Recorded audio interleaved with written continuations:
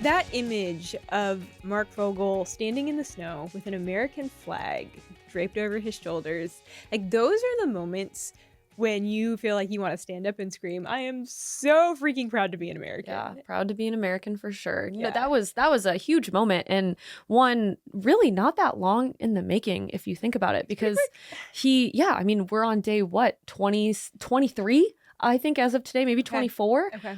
So not even a quarter of the first 100 days. And we already have, I think at this point, 7, maybe 8 Americans that have returned from overseas that were imprisoned. Wow. So insane. And Mark, what a insane story. What an insane story. Yeah. So imprisoned in Russia for 3.5 years. Yeah. And he was arrested in Russia. He's a teacher. Mm-hmm. And he was arrested in Russia for bringing some marijuana in. It was medical marijuana that had been prescribed by a doctor, and that's illegal in Russia. And so he was sentenced to 14 years in prison. Insane. Absolutely insane. I think the lesson here is for me, don't go to Russia, but maybe also just don't bring marijuana to Russia. Sure. Don't bring any drugs to Russia. Yeah. Don't do anything there. These are like, I have empathy for a person who's dealing with a lot of pain. Sure. And it's like, this is doctor prescribed. I could see how you could rationalize it if you haven't done your research on Russia. But yeah. Probably number one, just don't go to Russia. But incredible. And this is in part a result because of Mark Fogle's mom. Yeah. No. Problematic woman in her own right. Definitely. I'm not sure if she's 95 now, but she actually spoke and advocated for Mark to President Trump literally hours before he was almost assassinated in Butler, Pennsylvania. And she looked at him and told him, I need you to remember his name. If you're president, he's like, if I'm president, I will bring him home. And she said, I need you to remember his name. I need you to remember him. And promises made, promises kept. That seems to be the trend for this administration. It really, really does. Well, we are swiping right on Mark Fogle's release and a lot of things. That's what we're talking about on today's show, because it is Valentine's week. Yeah. But all of the things in the Trump administration, as we are less than a month in, all of the things that we are swiping right on. Our good friend Crystal Bonham is going to be joining us here in a minute. It's a wild time in Washington, D.C., and so I feel like we're all like running from meeting to meeting. Breaking news is happening every 5 minutes. No, my phone buzzed at like 6:15 this morning with a post on True Social from the president. And I had this thought, I was like, I wonder if Trump schedules some of these posts just to make it appear like he literally only gets like 4 hours of sleep every night, or if he really only gets 4 hours of sleep and like he literally wakes up and is like, all right, time to post. I think they talked about it. He goes to bed at midnight and I think either wakes up at 5 or 6. I think he gets about 6 hours of sleep each night, which is not anything new for him. He slept even less at the end of his last administration. And let's be honest, he definitely slept less on the campaign trail. Yeah. Oh my gosh. That was an insane pace that he kept up. But I'm impressed. I'm like, Mr. President, I'm trying to keep up with you. We're all trying to keep up with you. And it's hard. Definitely a different stamina. But I'm Virginia Allen. I'm Kristen Eichhammer. Thanks, guys, so much for being with us. If you're joining us here on Problematic Women for the very first time, welcome. We're so glad to have you. We call ourselves Problematic Women because we are problematic to the left's definition of what a feminist should be. We are pro-women, pro-family, pro-life, and pro-America and pro-American values, traditional values.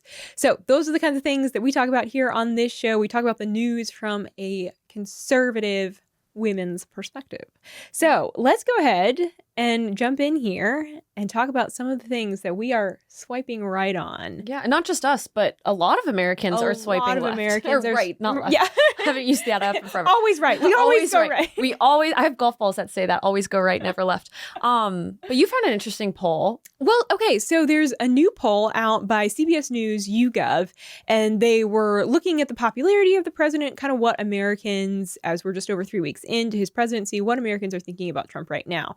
70% of Americans say the president is doing what he pledged and promised he would do. So even if you don't necessarily like it, there is this, that's so rare. That is so insanely rare for Americans to recognize in 70% 70 in every 100 Americans are like, yeah, he's doing what he said he was going to do. And then as far as approval rating, he has a 53% approval rating. That's really solid for any president. So that is impressive in my opinion. The most impressive is that promises made, promises kept, and the American people are recognizing that. And one of the biggest promises made, promises kept is this effort to shrink the federal government through DOGE. Oh, I'm so excited about DOGE. And just really fast, in comparison to President Biden, who not gonna hate on someone that is now out of office, but he has left office with a 39% approval rating, significantly different. Usually presidents have a lower rating in general. That's pretty normal. But seriously, 53% is insane. But you're right. It is because of the policies that the Trump administration is putting in place, and because they've created and assembled this team that is they're executors. They're executing on the mandate of the American people. It's insane. So DOGE, obviously we've seen a ton in the news about DOGE recently. Department of Government Efficiency. The Department of Government Efficiency, run by none other but the sink carrier, Elon Musk. And that's kind of what I think of when I think of DOGE, is Musk is carrying in the sink, throwing it on the front of, at the White House and saying, here we go. So if you haven't been paying attention, Elon, working very closely, he has an office in the West Wing, and he's basically sent out representatives of DOGE to a lot of different agencies, from Treasury, state, USAID obviously was in the news a lot last week, and I think you guys all talked about that. But also, the border, and even looking at some of the support agencies like the GSA and other organizations that are responsible largely for the retirement process within the government. That's why a mine was in the news for this last week. I'm not sure if y'all caught that. That was fascinating. Yeah. This mine. The mine where we keep all of our government documents for federal workers. Wild. Yeah. And it was so crazy to me that he was talking about the efficiency of going through the retirement process, which when I was in the government, plenty of people, NASA's kind of known as where older people, will go and then they'll make a lot of money, and your retirement allowance is based off of the last 5 years. And since they pay better at NASA, a lot of people will go there at the end to increase that monthly, biweekly payment. And it takes forever when you put in your retirement request. And I had no idea. It's largely because we keep all of those documents in a highly secure, which is good, facility that's a couple thousand feet or tens of thousands of feet in the ground. And the thing that is limiting those requests is how fast that elevator goes up and down. Like, that's literally what Elon said. It's insane. But he's also found crazy, other findings with these DOGE representatives. I have a clip actually explaining the Social Security, if we can cue that up really fast. The Social Security clip. And what they found just with the craziness of that. Social Security remains, I feel like, such a hot button issue so often. Right. That, we spend so much money on it, and Social Security funds, by the time, Kristen, you and I are retiring, there's not much hope for us to actually be getting that money. But maybe there is, if we can get the DOGE to, actually to save, figure out where the fraud waste. is. Save the waste. Maybe we don't send, condoms to Afghanistan. And I did see the USAID former administrator under Bush #1 talking about that this morning, actually. It was crazy. And he was justifying it, saying that the reason that they have some of these programs is to prevent death. And I'm like, well, that escalated quickly. And I kind of get the rationale, but it's, after a while, we can't be footing the bill for everything. Yeah. Well, and I think that is why so many Americans are pleased to see this really return of funds and cutting. There's some programs with USAID that are really, really critical for building relationships. And there's others that it is like, all right, America should not be the one footing that bill. That should be the own, like a country paying for its own stuff. Like, what is that government doing? Yeah, exactly. All right. Well, let's go ahead and roll this clip here if we can. Maybe technical Social Security difficulties payments. Clip number 3, I think. Clip number 3 on Social Security payments. Years old. Now, do you know anyone that's 150? I don't. Okay. They should be on the Guinness Book of World Records. They're missing out. So, that's a case where, I think they're probably dead. It's my guess. Or they should be very famous, one of the two. And then there's a whole bunch of Social Security payments where there's no identifying information. Well, like, why is there no identifying information? Obviously, we want to make sure that people who deserve to receive Social Security do receive it, and that they receive it quickly and accurately. It's crazy things. Yeah, so I think that's the last part right there is key. And if you guys are on YouTube, I would definitely recommend that you rewind that clip a little bit. Watch X in the lower corner as he reacts. So hilarious. Cute. I love that his son was in there for that. No, I know. That was perfect. But so Elon, what he's talking about, right, is they've gone, again, it's been 20 days, and they have already found cases where there are people on Social Security that are 150 years old. Are they really 150 years old? Again, Guinness World Records, go find those people. You're not doing your job. That is impressive. Well done. But I think that those are the areas where we have seen so much just lack of oversight, right, from the federal government. This reminds me of voter rolls, that we have so many individuals who are dead on our voter rolls. And when there isn't that constant cleaning out, then you have money that literally just disappears. And it's like, all right, checks were sent, they were never cashed, and someone is just pushing the button every single month, not realizing, okay, this is wasted money that one day when we retire, Kristen, we won't get. Yeah, no. And I mean, I think that's key. Like, we are in a time where if you don't pay for a subscription, they reach out to you, they flag it. Yeah. And Elon earlier in the briefing in the Oval Office is talking about how, modern day businesses can meet the needs to ensure this type of efficiency. Like, this is definitely possible. There are, companies that are getting paid, they're on a no pay list, or terrorist organizations that are on a no pay list, and the Treasury Department is still sending them money. And we have no idea why. Maybe it's, maybe it's corruption, but it's more likely the fact that people aren't asking questions. They're used to the system as it's already been. We see this with a lot of government contracts too. Boeing, for instance, not to put them under the gun, but they're getting a lot of money, and they just left the astronauts in space. So there's a lack of accountability, but still a lot of money going around. And Elon, I'm so excited to see, is actually cracking down. And again, in less than 20 something days, he's bringing the sync to every freaking federal agency. He is. And they're getting better.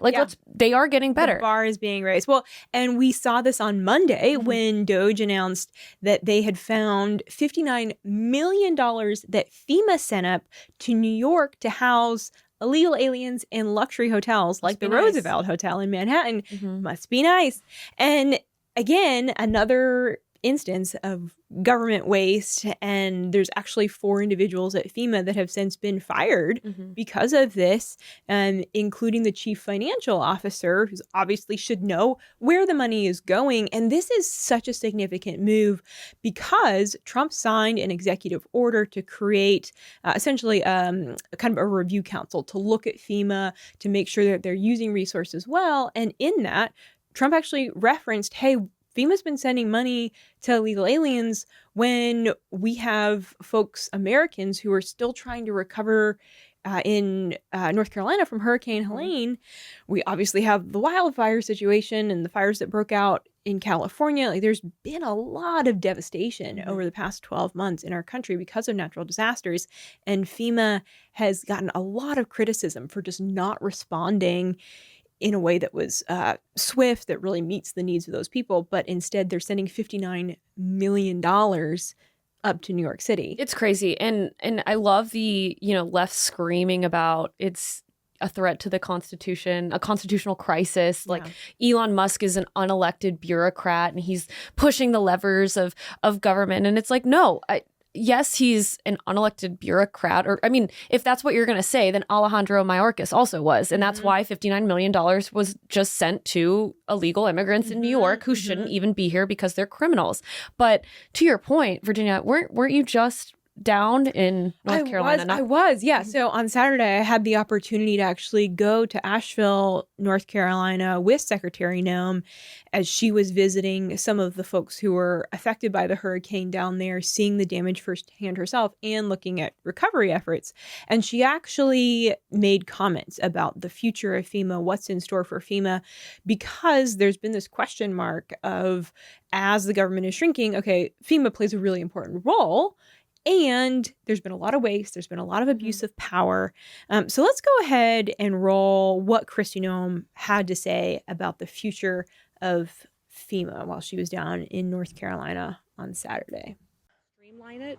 He wants it to be much less bureaucratic. You've heard him make comments that he might even want to end it and have it be a process where the federal government sends block grants or sends the dollars to the state or to the local communities, and they decide how it's spent, so that the federal government can get out of the way of picking and choosing winners and losers and how those processes go.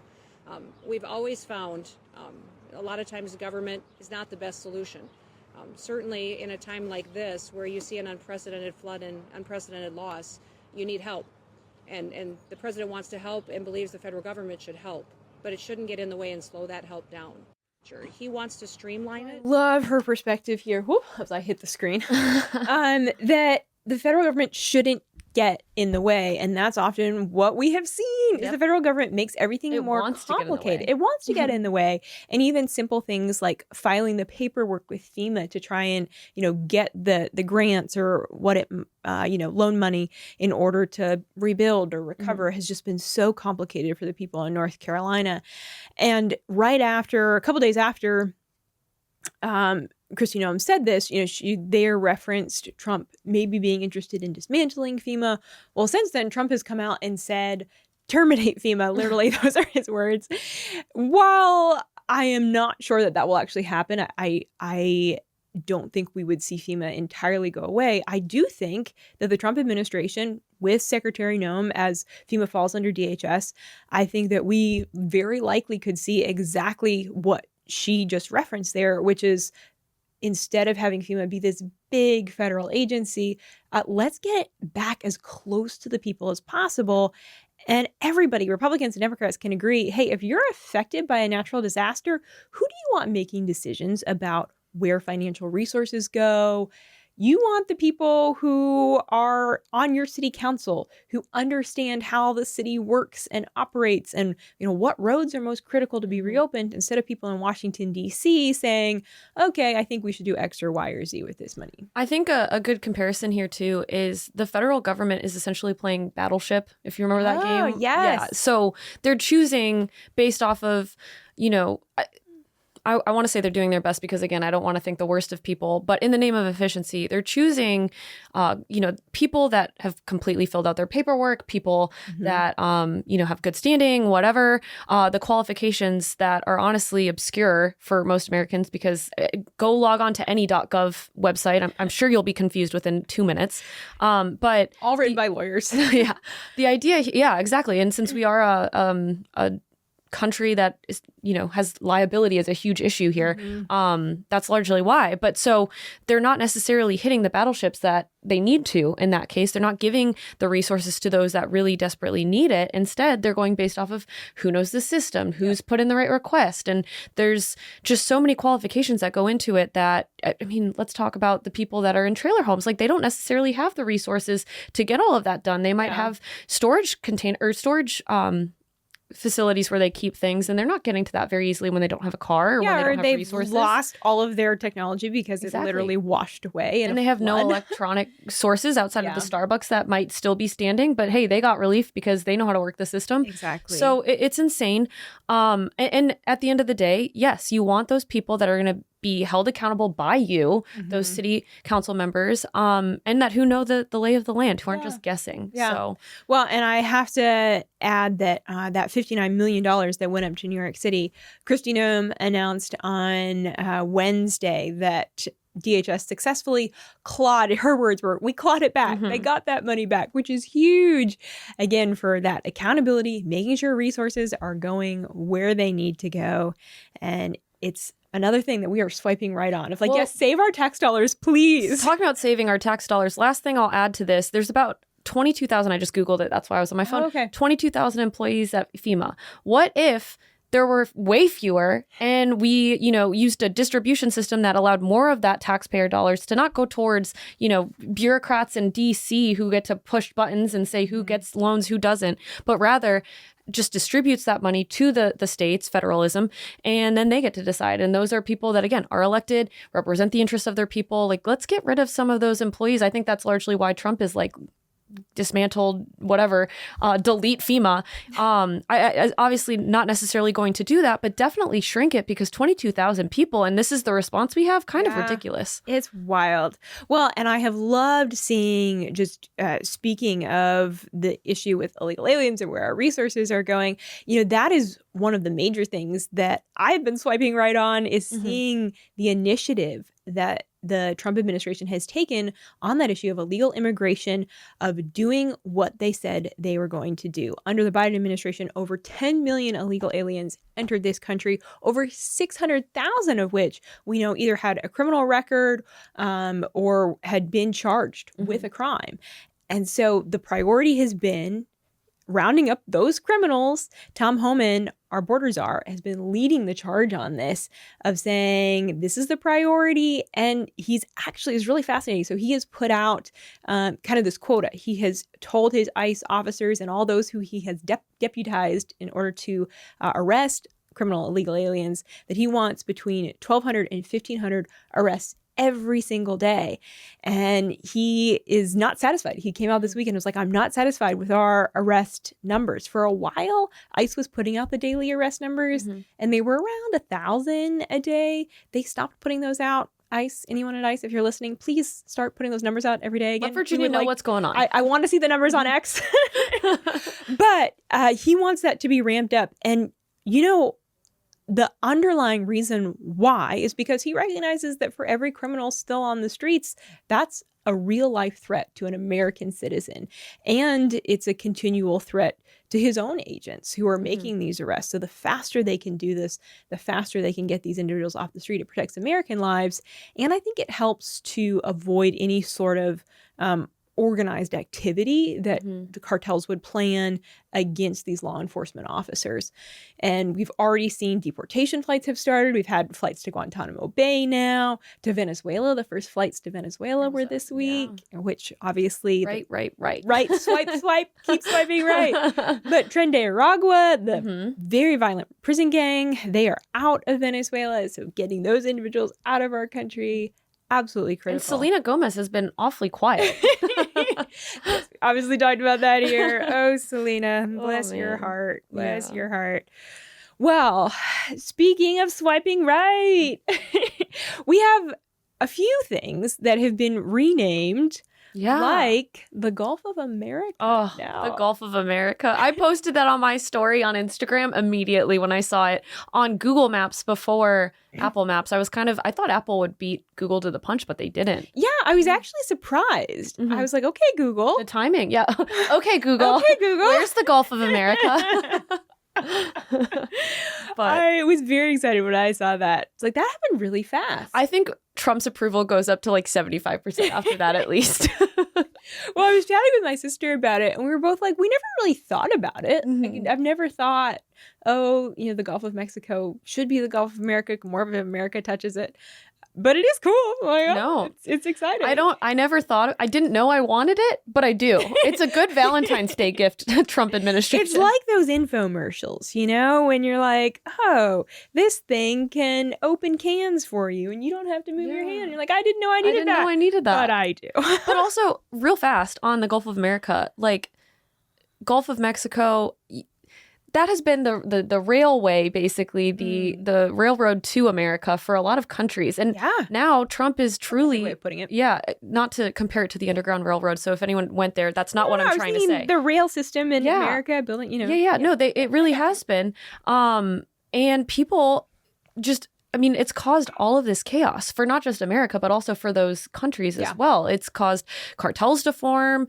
So why not call it the Gulf of America? America, United States of America, is stabilizing the American region. Let's fully stabilize it, show that we are unified and want to have a whole continent, 2 continents, where people want to live where they're born, Well, and I think it also makes sense because I remember when we were chatting about this a couple of weeks ago, and I was like, it should be the Gulf of Americas.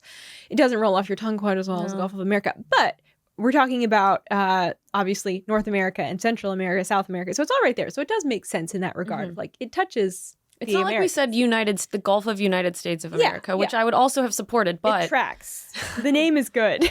But other name changes. Yeah, well, you were telling me about Fort Bragg. I had no idea about this. This was really interesting. We saw this renaming of Fort Bragg. So originally, Fort Bragg was named after a Confederate General, Braxton Bragg. Braxton, that's like such a... Anyway, Braxton Bragg. But he was not a very popular general. So, but, during all of the woke craziness, 2020, we have to get rid of everything that resembles anything Confederate. Statues. Yeah. So they renamed it like Fort Liberty. Okay. But now... Kind of lame. I'm sorry. That's kind of lame. Kind of lame. I feel like they've thrown like Washington Liberty University or whatever high school now. I'm like, guys, anyway, come up with something better.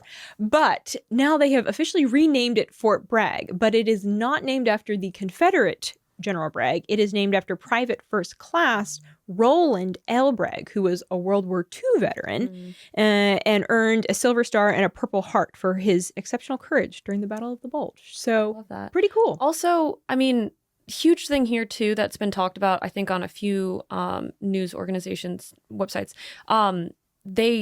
So many people have gone through Fort Bragg. Yeah. They know it as Fort Bragg. Don't take that from them. Yeah. Don't take that from the veterans and current service members. Yep. Let them call it Fort Bragg. Don't stop virtue signaling. Well, and it's a beautiful way, I think, to honor service members, to name our forts, our bases after them, and to not have something generic. Yes, we love liberty here in America, but we know that. And to have that nod to history is beautiful. It's, again, the difference between, what the Biden administration was like. It was a lot of empty, big words that connect all of us versus actionable things that we're doing. We're honoring Americans and putting Americans first. So, well, and another place that has been renamed that I had to do a little research on this because I wasn't too familiar with this backstory, but Mount McKinley in Alaska.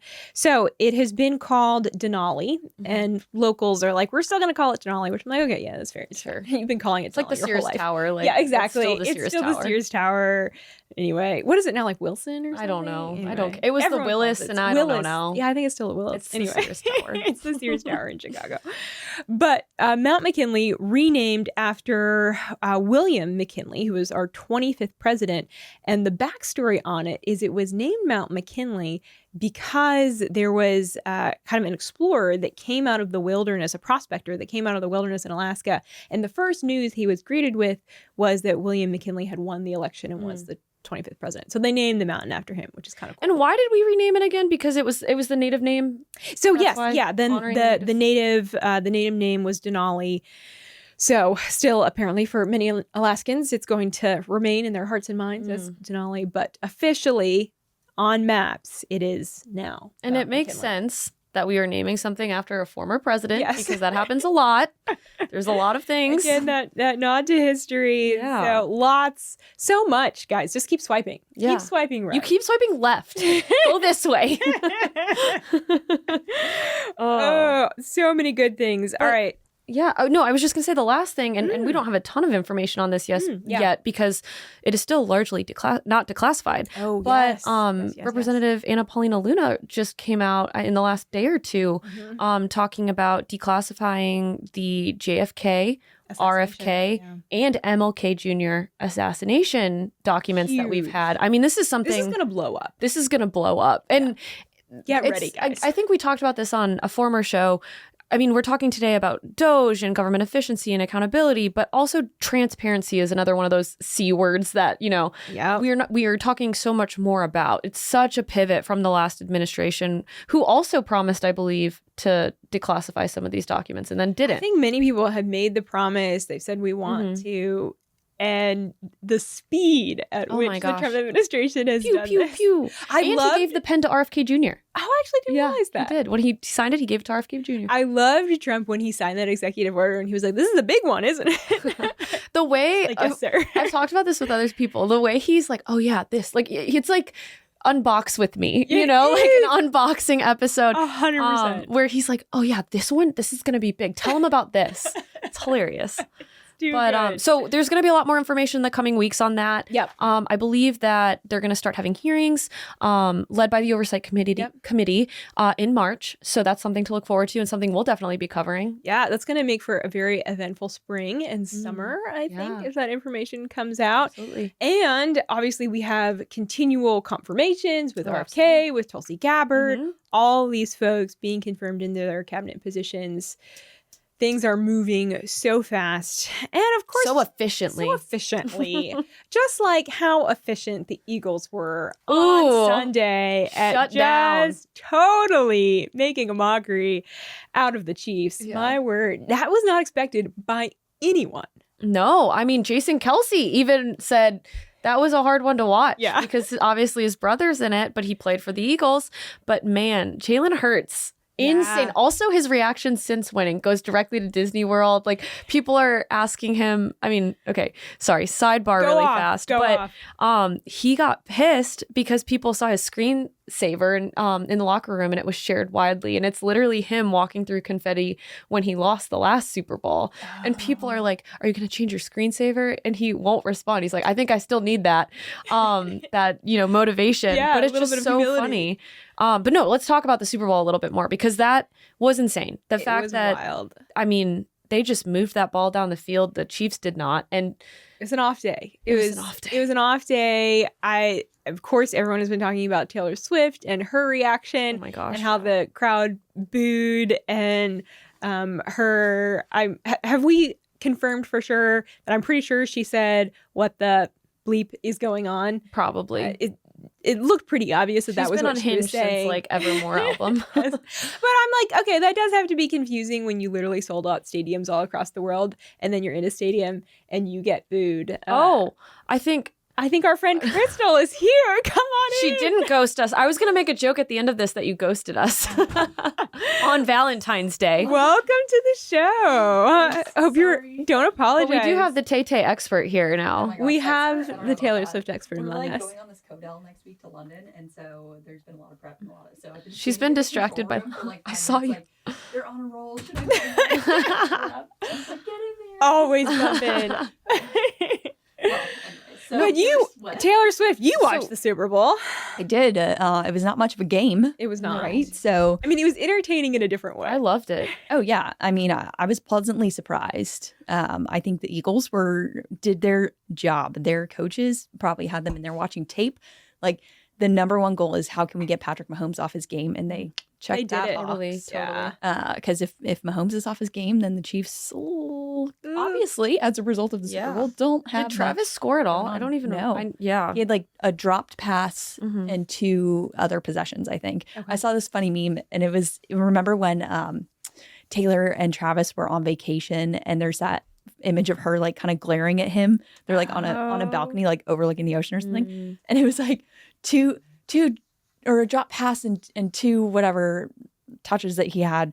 That doesn't even put fuel in the jet, Travis. Oh my gosh. It's like, oh my gosh, that's hilarious. Love that. But I mean, I don't know if you already touched on it, but it was just so funny how during the national anthem, they showed President Trump in the box and the crowd went wild. Yeah. And then they panned to Taylor Swift and the crowd booed. Right. No, we were just talking about that. Reaction. It's so wild to your point, she did sell out stadiums, but she didn't sell out football stadiums in the sense that there was a football game going on. You know, it was. It's a different crowd. It's when she owned. It's a very different crowd. And I mean, I do feel bad because that's never fun. Yeah, you don't want to see anyone get booed. At the same time, I think she can handle it. Yeah, I will say I would have much rather have seen a Taylor Swift halftime performance than Kendrick Lamar. I thought she was going to come out, but because don't they have that song together? Yeah, but here's the thing. I heard that she had some kind of agreement that they weren't going to televise her during the Super Bowl. So that might be why she think that's why she looked confused. Yeah. That makes sense. Yeah. Yeah, I would be a little upset too. It's like, I'm just here to watch the game. I'm just here to watch my boyfriend. Like, it's not about me. Maybe Taylor Swift not wanting the limelight. I don't know. Do I believe that? Not sure. Yeah. But All right. Well, since it is Valentine's week, we have to talk some Valentine's things. But Oh, gosh. before we get to that, oh no, Crystal's so excited. I'm so excited. If you need a solid way to keep up with the news every single day, because there is so much going on, as we keep saying, but it's true, we're all trying to keep up with it, you need to check out the Daily Signal's Top News in 10. Every weekday around 5 p.m., we put out a 10-minute rundown of the news. We cover 3 of the big stories from the day, and then a couple other news flashes, just quick things to be aware of. You can find the Daily Signal's Top News in 10 wherever you listen to podcasts, Spotify, Apple Podcasts. Make sure to follow us, hit that follow, subscribe, like, leave us a review. Let us know what you think about the show. Because like Problematic Women, we need your feedback and we love getting your feedback. So check out Top News in 10 for more news from a conservative perspective every single day. Valentine's Day, the other place you're swiping right on those apps, you know? Or not. Or not. We're still swiping left. Virginia's been swiping left this whole show. Maybe I guess when they watch it, it'll look like it's right. I don't know. Oh, I see. I've been physically. Right? I still get my lefts and rights mixed up. It's a problem. I'm just poking fun. All right, so let's talk about music. I feel like Valentine's Day comes around and, algorithms start pushing you. Yeah. Depending upon what's happened recently in your life, either the love songs or the breakup songs. Yes, definitely. And I want to start with breakup songs because they're just empowering. Let's be real. So obviously we just talked about Taylor Swift, and I think, Crystal, did you put the first recommendation? We have a lot of Taylor Swift songs. I don't know. I list. put a couple. Yeah. I'm not gonna lie. I think you pretty much filled out this whole list. I did. These are Crystal's shame. top breakup songs. So tell us, what are like your number 1, 2, 3, 4, and 5 breakup songs? Oh my gosh. Okay, from our list. Well, No, yours. What are mine? Okay, mine were definitely I Can Do It With a Broken Heart, Taylor Swift. Aw, Newer, love it. yeah. It's just That's this cute. like It's a cute one too. it's fun, it's upbeat. It's like that confusing song where you're like, I don't know if I'm supposed to be happy because the lyrics are so I feel like you've talked about this traumatizing? song at least 8 times on the show. probably. So if you've been around for a minute, you know how I feel about this song. So that one. And then the other one that I for sure put was If He Wanted To, He Would by Kylie Morgan, which is just one of the, like, it's so good and so real, especially like if we talk about dating and that kind of stuff, right? Like you shouldn't have to settle or like be okay with like nonsense. Yeah. So I don't know. Those are my top 2 for like breakup songs. Spicy. Yeah. Spicy I mean, ones. I was really feeling putting together this list because I love breakup songs. I think they're great. I Hope by Gabby Barrett. I'm not sure if y'all have heard that. It's epic. It's basically like it turns the song, it talks about how the girl hopes that the guy meets a new girl that makes him feel so great, and then that girl turns on him. It's so mean. Just like he did. No, it's epic. It's so good. Listen to it. And then I said I'm the Problem by Morgan Wallen because I'm one of his top listeners, and also he just released that song and it's great. Thank You Next because sometimes you need a little pop moment, Ariana Grande. Yeah. And then I was shocked that no one else put this. Think Before He Cheats. Oh, but Come on. yeah. Headbanger. Carrie Underwood. Yeah, Carrie Underwood, the queen. We need that. That is great. It's like So- aggressive Well, and at the energy. top of our list, we have Taylor Swift's "We Are Never Getting Back Together," Which is a good Old classic. Classic. Old classic. Yeah. One time, okay, back to the Taylor Swift thing. So there's this dive bar in Austin called Dirty Bill's, and every year on Taylor Swift's birthday, Yeah. I think I've tried to get you to tried to get me to go to that. So every year on Taylor Swift's birthday, they do all night like sing along not karaoke, but just like the whole dive bar is all people screaming Taylor Swift songs all night long. I love and like every time this song comes on, you can't like it's They do my it in brain DC is too. numb. We should go. It's in the Wharf. It's super Done. fun. Done. Let's go. Amazing. All right, we'll record Problematic Women. Yeah. Not really. Yeah, sure. Let's do it. We'll report As back they- at least. It'll be a Man on the Street, Taylor Swift version. All right. Well, what about love songs? Well, you started this love song list. I love it. I did. Okay, so Walk us through it. Labyrinth by Taylor Swift. It's just so appropriate. I love it because it's that initial like, oh no, I'm falling in love again. Because I feel like that's often you get that of like, oh crap, here we go again. A little bit of But it's- anxiety, Yeah, like it's like that sweet anxiety of like, oh, I love this, and also like, oh gosh, this Yeah. is intense. Yeah. So sweet song. And then Photograph by Cody Fry. If you have not heard that song, look it up. It is one of the sweetest songs, probably a pretty frequent first dance song, I would guess, at weddings. But Cody Fry is so talented. He was actually just at the Kennedy Center this week performing, wanted to go, didn't, but just beautiful voice, almost like a kind of classical music style. And the lyrics to Photograph her. I really Absolutely thought this was lovely. Nickelback. No. Remember when you originally put did, it? I was yes. like, what are you, what? That's wrong. Why? Add it to the playlist. Go back and listen to that. What is love to you? Just kidding. But we have some other classics on this list. Was this you, Crystal? Yeah, these are mine. Our song, Taylor Swift, again, Cute. another cult classic, like from her country days.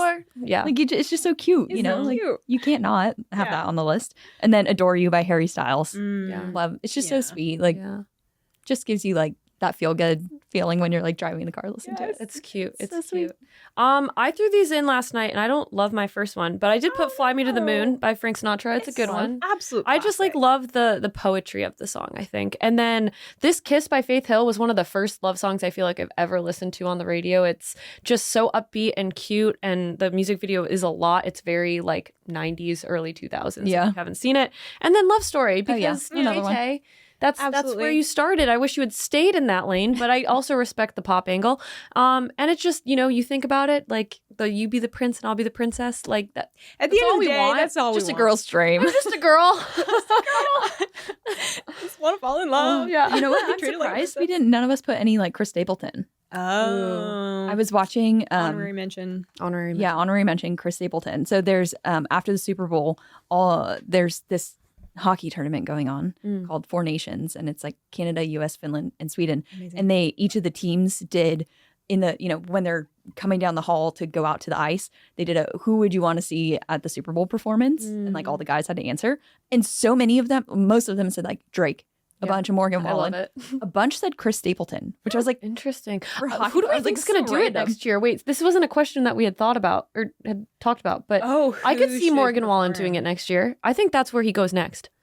But I mean, he's not. They also do it like a 10-year ago person, right? Yeah, Like I with a feel lot like of it's always songs. someone older. I would love to see like a Jason Aldean or Jason Derulo. That'd be funny. Jason Jason Derulo. I'm kind of like over rap though. Yeah. Yeah. They did Eminem. That They was did Eminem, they big. did Snoop Dogg. I would love to That see was- Snoop Dogg was was a epic. country. good performance. Yeah, And then Kendrick. It was just like rap is just not as like engaging Yeah. to me We need a for a pop. performance like that. well, and especially when you have so many Americans of all ages and demographics watching, and it's like a lot of people don't like rap. Like you kind of like it or you don't. Yeah. I feel like they need But something. that- everyone loves country. everyone, loves it. Not If you don't love but country, most people. you're not a patriot. I would like to see Morgan Wallen. I think like Morgan Wallen, Post Malone. That'd be I mean, epic. If like Dallas ever made it to the Super Bowl, it would be Post Oh, Malone. that for would sure. be That would be so awesome. That'd be good. awesome. That would be awesome. Definitely not Taylor Swift after last Sunday though, because I think I with that feel like we gotta response- fast forward like 20 years and then it will be. I just don't think she needs it. she doesn't She does. need it. Also, tickets She would go absolutely doesn't. insane. Yeah. but, Tickets be are wild. already like yeah. I saw this thing that was like the economics of the Super Bowl, and like regular everyday Americans were paying like $9,000 for Couldn't- tickets to couldn't do go. that. I'm like, that's insane. Boxes That's like were a- like 1.2 million or something like that. I'm like, that is wild. That is Yeah. absolutely insane. No, It's thank you. unheard of. Okay, Thanks. last question. Oh my gosh. Dating advice. I'm not prepared for this. You are. Crystal was like, have I'm good gonna things be to late, say. and I'm like, okay, well, we're gonna ask a lot of questions. She's like, be buckle prepared. up. If you're going to be late, the first question's going to be about all your exes. Yes. Oh, great. Love that. I mean, I was ready for it. I was could ready. Be, with the it could be something you've received, given or received. Dating I could go advice. first because I've already got it. Okay. And I told you this, Virginia, before. But always listen to your sister. And I'm Yes. saying this, it's a little applicable to my life Sisters right now. I love my sister. She's amazing. Always listen to your sister. If she doesn't like someone, or if she does, listen to her. She does not need a reason. She's right. She's right. Sisters know. There's an intuition, there's a gut feeling, and just listen to them. I love that. That's a little too close to home. Oh no. It might have been, but it's fine. Shots fired. Ooh, she's going Whole to unsubscribe. I'm just backstory. kidding. We love you. Oh. I'm going to give online dating advice. Yes. Because I'm on a journey right now. We'll tell more later. But so this is shout out to my friend Rachel, who gave me some great online dating advice. There are some things that I had suspected, but sometimes, you need to hear someone else say it out loud and then you're like, you're right. Okay. So in my opinion, Hinge, the best online dating service out of all of them, online dating app, highest caliber of people. I recommend only doing one app at a time because it gets overwhelming. As a woman, this is just for you ladies. You get on Hinge, you create a profile, right, that has a good mix of photos that show your face, a couple funny ones, have at least one of your prompts be something that is a little bit vulnerable, not too much, but gives a little bit of like a, this is who I am. Have at least one answer be a rundown of these are things I enjoy. This is what I'm looking for. This is what I like. One of the great questions for that is together we could go hiking, go to church together, make food, Long walks on the beach. long walks on the beach, whatever. But it gives someone a sense of, hey, this is what I like to do, and this is what I would love to do in the context of relationship. You're giving people a reason to comment, to respond. You're giving them some fodder to respond to. And then there's a big one. Ladies, we don't like. We do not send likes. We do not send messages. Oh, interesting. We wait for them to come to us. Ooh, because even online, guys still hold that I want to be the one to initiate. I want to be the one to pursue. And this is something that I have suspected, but I haven't put it into practice until now. Because the temptation is always like, oh, like it's fun to get on and look at the profiles or whatever. But any guys I've ever sent messages to, like, swiped, whatever, I hear nothing. And Rude. yeah, I mean, it's They're dumb. annoying, but it's like, okay, I kind of get it. Like there's an element of they want to pursue. So let them come to you and then I will update you. I'm not going to give this as a piece of advice because we'll see how this plays out. I am kind of doing the numbers game right now and I have a lot of conversations going. I'm sometimes overwhelmed. It's too much. It's too much. But it is a numbers game. And I have given that advice that it's a numbers game to so many people and I've never taken it for myself. So I'm taking that advice myself like, all right, let's look at all the numbers. Let's kind of have it be that. All right, let's do as many as quickly as possible and see what happens. Efficiency. Quick question, just to follow up, Please. not to take your moment. But don't answer it, but what is the question that you use for the vulnerable thing? Oh, I talked about, oh, shoot. You don't have to answer it, but just no, what's the I'm question? forgetting the question that I used, but the answer that I gave. It's the opposite of what I asked. No, I'm just kidding. Let me tell you everything. Be vulnerable with us for video. No, I talked about thankfulness and how it's such a powerful tool and something that the Lord has taught me over and over and over that I get in a bad mood and I get in a funk and then I feel like the Lord reminds me of like, hey, you know what fixes that? When you're actually thankful for what you have. I'm like, oh, yes. So I just shared that Gotcha. and talked about Okay. that. I So, love it. like, it's vulnerable, but not like, let me tell you everything about my past. And, you know. Yeah. Okay, I'm going to stop talking. Okay. I love it. No, So this is great. mine is do hard things together. Oh, yeah, this yeah, is Right. good. So it can be, and like hard things, this can sound hilarious, but even like doing the dishes together or like cooking a meal together, doing a puzzle, going skiing, like some kind of hobby that Why involves. did you look at me when you said go skiing? Well, because we just talked about this offline. Because when my boyfriend and I first went skiing together, it was like, he's like expert, like I'm okay. I'm a decent skier, but he's like expert, and he was so patient. And there were so many opportunities for conflict to come up. And like when you put yourself in those positions, whether it's like something physical like skiing or like we were doing puzzles over the weekend, so that's why it's top of mind. But it's like when you're like trying to solve a problem, or it's like any time that there's an opportunity for conflict to arise, and learning how this other person like deals with conflict, and like are they going to work with you to come to a resolution, and is that going to like strengthen your relationship and make it better? Because at the end of the day, like how you handle conflict and how you're like whoever you're dating or your partner handles conflict can be a really beautiful thing if you're able to resolve it.